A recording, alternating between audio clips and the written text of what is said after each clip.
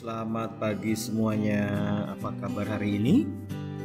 Oke, semoga anak-anakku sekalian masih dalam keadaan sehat walafiat, selalu dilindungi sama Tuhan ya. Oke, anak-anakku sekalian, hari ini kita masih pada pembelajaran 1 ya, tentang pribadi peserta didik dan lingkungannya. Kita masuk pada materi pembelajaran bagian C, yaitu bermain bersama teman ya. Oke, jadi hari ini kita akan belajar tentang bermain bersama teman ya. Sebelum kita masuk pada pembelajaran, mari kita mengawali kegiatan kita pada pagi hari ini dengan berdoa. Guru harapkan kalian ambil posisi yang manis untuk siap berdoa ya. Oke, mari kita berdoa. Dalam nama Bapa dan Putra dan Roh Kudus. Amin. Terima kasih Tuhan, Engkau memberi kami teman untuk bermain dan bergembira. Ajarilah kami selalu rukun di saat bermain, demi Kristus Tuhan dan pengantara kami. Amin. Dalam nama Bapa, Putra, dan Roh Kudus. Amin. Oke anak-anak sekalian. Nah, hari ini kita akan belajar tentang bermain bersama teman ya. Oke, sebelum kita masuk pada materi yang paling inti, kita harus tahu dulu ya, apa sih bermain itu ya. Bermain adalah kegiatan yang dilakukan demi kesenangan ya. Tidak ada yang bermain untuk menangis ya, tetapi bermain di sini untuk meluapkan kesenangan kita ya. Nah, bermain bisa dilakukan sendiri atau dilakukan secara bersama teman ya. Bermain akan lebih mengasihkan bila dilakukan bersama dengan teman, karena suasana bermain akan lebih ramai dan kita akan banyak bertemu dengan teman-teman. Oke, nah contoh ada gambar-gambar di bawah itu ya. Di situ ada bermain bola, lompat tali. Itu adalah beberapa contoh permainan yang sering kita lakukan bersama dengan teman-teman. Nah, seperti tadi Pak Guru sudah bilang, bermain itu bisa dilakukan sendiri, bisa juga bersama teman-teman ya. Nah, kalau kita bermain sendiri, contohnya main apa yang bisa kita lakukan sendiri ya. Misalkan bermain mewarnai ya, itu kita melakukan sendiri. Bermain apa lagi misalkan bermain pesawat-pesawatan ya. Nah, itu juga termasuk bermain sendiri ya. Nah, dalam materi kita saat ini kita akan membahas tentang bermain bersama teman. Nah, Pak Guru ingin tanya dulu, anak-anakku sekalian, kalian lebih senang bermain bersama teman atau bermain sendiri? Oke, ternyata lebih senang bermain bersama teman kan, karena lebih mengasihkan ya. Jadi alangkah bagus kita lebih banyak berteman sehingga permainan itu lebih mengasihkan buat kita ya. Oke, selanjutnya kita akan membahas tentang beberapa hal dan juga sambil kita mengamati gambar beberapa permainan yang sering kita lakukan bersama teman-teman kita ya. Kita mulai dari gambar yang pertama. Nah, ini adalah permainan rangku alu namanya ya. Ini permainan yang harus dilakukan bersama teman banyak, dimana main lompat-lompatan sini untuk melatih juga ketangkasan dan juga melatih sportivitas ya, dan juga untuk melatih tidak mau menang sendiri kayak gitu ya. Nah, ini adalah permainan rangku alu yang sering dimainkan secara berkelompok bersama teman-teman. Tidak bisa kita main sendiri ya. Yang berikutnya lagi. Nah, ini yang sering anak-anakku lakukan kan, yaitu permainan sepak bola ya. Ini juga sama permainan yang harus dilakukan bersama dengan teman ya. Jadi, senang tidak anak-anak kalau main sepak bola? Pasti senang dong ya. Sama kayak Pak Guru juga, kalau sudah main bola pasti senang, bisa ketawa bersama teman-teman ya, bisa senang-senang bersama teman-teman ya. Nah, yang ketiga itu ini yang juga sering anak-anak lakukan di rumah, main petak umpet ya. Nah, di mana di sini ada satu yang menjaga dan akan mencari teman-teman yang bersembunyi ya. Ini juga adalah permainan yang sangat mengasihkan karena kita dilatih untuk bersabar ya. Kita dilatih untuk menebak di mana posisi teman-teman kita ya. Oke. Selanjutnya ini ada satu lagi, yaitu permainan ular naga ya. Ini permainan yang sering anak-anak lakukan juga di sekolah ya. Oke. Selanjutnya adalah permainan engklek ya. Ini permainan lompat-lompat di mana medianya itu adalah tanah dan batu yang dipakai untuk sarana permainan ya. Nah, ini adalah beberapa contoh permainan yang anak-anak bisa lakukan secara bersama-sama dengan teman-teman, sambil tertawa bersama, sambil ceria bersama ya. Oke, kita lanjut lagi ya. Apa sih kira-kira manfaat dari bermain itu? Ini ada beberapa manfaat dari bermain. Yang pertama, kita dapat bergembira bersama teman-teman ya. Yang kedua, akan melatih kekuatan fisik kita ya. Dimana ketika kita berlari, ketika kita melompat, akan melatih fisik kita untuk lebih kuat ya. Yang ketiga, kita dapat berlatih untuk bekerja sama ya. Karena di dalam bermain tanpa adanya kerjasama, maka tim kita akan selalu kalah ya. Yang keempat, membangun sikap jujur ya. Ketika kita sudah kalah ya kita mengaku aja kalah ya. Kita itu juga berarti jujur ya. Atau ketika tim kita misalkan dalam permainan sepak bola, kalau gol ya kita katakan gol. Kalau kita melakukan pelanggaran berarti kita harus sikap jujur. Ini juga akan melatih kita ya. Yang kelima, melatih tidak egois atau suka menang sendiri. Ini juga bagus ya, untuk melatih kita untuk tidak memiliki sikap egois atau suka menang sendiri. Yang keenam, kita belajar dari teman untuk mengenal permainan baru ya. Nah, anak-anak sekalian, kita dapat belajar banyak permainan-permainan baru yang mungkin saja dibawa oleh teman-teman kita yang lain ya. Sehingga permainan-permainan baru itu kita bisa tahu ya, atau kita bisa mengenalnya juga karena diajari oleh teman-teman kita. Yang ketujuh, kita bisa membangun persahabatan dengan teman-teman ya. Karena bermain bersama, bergembira bersama, maka akan meningkatkan persahabatan di antara teman-teman.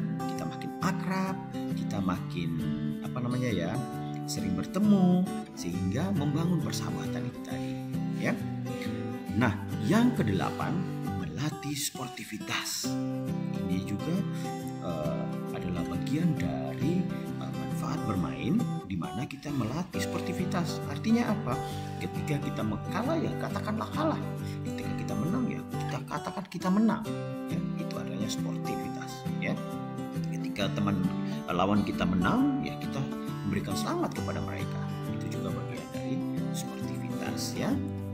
Oke, yang kesembilan adalah belajar menaati aturan. Ya, nah jadi itu belajar menaati aturan ini dalam setiap permainan itu biasanya ada aturan-aturan yang dibuat ya. Nah, ketika aturan-aturan itu dilanggar, maka kita akan mendapatkan sanksi. Nah, supaya tidak mendapatkan sanksi, maka kita harus belajar menaati aturan ya. Jadi itu beberapa manfaat dari bermain ya, sehingga bermain itu dapat baik untuk kita dan baik juga untuk teman-teman kita yang kita ajak bermain. Oke, Selanjutnya kita akan membaca kitab suci ya. Hari ini di dalam kitab suci ini kita akan mendengarkan cerita tentang persahabatan dua tokoh penting dalam sejarah persahabatan mereka ya. Mari kita dengar siapakah mereka yang bersahabat ini ya. Kita dengarkan ceritanya. Daud dan Jonatan. Kisah ini terdapat dalam Alkitab, yaitu 1 Samuel 18 ayat 1 sampai 5. Daud adalah pemuda pemberani yang telah mengalahkan raksasa orang Filistin yang bernama Goliat. Setelah pertempuran itu, Abner, panglima tentara Raja Saul, memanggil Daud dan membawanya menghadap Raja Saul, karena Raja ingin tahu siapa Daud sebenarnya, anak pemberani yang telah mengalahkan Goliat. Nak, sebenarnya anak siapakah kamu? Raja, aku adalah anak Isai dari Bethlehem. Ketika Daud selesai berbicara dengan Saul, berpadulah jiwa Daud dan Jonatan, anak Raja Saul. Mereka saling mengasihi seperti saudara dan mereka menjadi sahabat dan selalu bersama. Berbagi cerita, berbagi suka dan duka. Jonatan lalu meminta perjanjian dengan Daud karena dia sangat mengasihi Daud. Jonatan lalu memberikan kepada Daud jubah, baju perangnya, ikat pinggangnya, pedang dan juga panahnya. Begitu juga dengan Daud. Sejak saat itu, dia selalu bersama dengan Jonatan dan tidak meninggalkan. Daud maju berperang dan selalu menang dengan baju perlengkapan perang pemberian sahabatnya, Jonatan. Raja Saul kemudian mengangkat Daud menjadi kepala prajurit. Kita belajar dari persahabatan yang indah antara Daud dan Jonatan. Bersahabat itu tidak memandang kaya atau miskin. Bersahabat itu setia dalam suka dan duka. Bersahabat itu mau memberi dan rela berkorban. Begitu juga Yesus. Dia rela turun dari surga, memberi kita banyak hal, bahkan rela mati untuk kita. Dia mengulurkan tangannya dan bertanya kepada adik-adik semua, maukah kamu menjadi sahabat sejatiku? Oke anak-anakku sekalian ya. Nah, itulah kisah cerita antara Daud dan Jonatan. Persahabatan mereka luar biasa ya, di mana Daud itu adalah seorang anak kecil yang mampu mengalahkan seorang pasukan yang besar badannya, namanya Goliat ya. Badannya sangat besar, dia adalah pasukan dari Filistin ya. Nah, persahabatan Daud dan Jonatan ini adalah persahabatan yang sangat tulus. Tidak ada maksud apa-apapun di balik persahabatan mereka ya. Nah, hal-hal apa saja yang bisa kita tiru dari persahabatan mereka? Ini kita akan baca ya. Jadi, belajar dari persahabatan Jonatan dan Daud, banyak hal yang perlu kita tiru ya. Yang pertama, Jonatan dan Daud senang berteman akrab di setiap saat dimanapun mereka berada. Sebagai teman, Jonatan rela memberi perlengkapan perangnya kepada Daud, sebab dia tahu Daud sangat membutuhkannya. Tentu suatu saat Daud akan membalas kebaikan Jonatan dengan melakukan kebaikan pula. Teman akrab rela untuk saling berbagi. Berusahalah untuk akrab dengan semua teman bermainmu dimanapun kamu berada. Ya, nah anak-anakku sekalian, jadi ini adalah inti poin dari persahabatan Jonatan dan Daud, di mana mereka bersahabat penuh dengan ketulusan, ya, tidak penuh dengan permusuhan atau perdengkian, ya. Jadi mereka bersahabat tulus, di mana Jonatan memberikan senjata perangnya kepada Daud, begitupun Daud melindungi Jonatan dari segala apapun, ya, yang akan mengganggu Jonatan. Nah, inilah sifat-sifat yang bagus yang perlu kita tiru, ya. Ketika kita bermain dengan teman, kita juga harus memiliki sikap-sikap yang seperti ini. Baik anak-anakku ya. Nah, Pak Guru juga harap kalian bisa melakukan hal yang sama yang seperti sudah dilakukan Jonatan dan Daud, ya, bersama teman-teman kalian. Oke. Nah, kita masuk pada latihan, ya. Perintahnya adalah tuliskan 10 sikap baik yang diperlukan dalam bermain dengan temanmu, ya. Jadi Pak Guru ulang lagi, tuliskan 10 sikap baik yang diperlukan dalam bermain dengan temanmu, ya. Nah, nanti kalian tulis di buku agama kalian masing-masing, buku latihan agama maksudnya Pak Guru. Tulis jawabannya, kirim ke Google Classroom agama, ya, seperti yang sudah kemarin, ya. Oke. Jadi tugasnya ada 10. Kalian menuliskan sikap baik yang diperlukan dalam bermain bersama teman, ya. Oke, kita lanjut kembali. Sebelum kita menutup pembelajaran kita pada pagi hari ini, mari kita berdoa. Aku harapkan kalian ambil sikap yang manis untuk berdoa.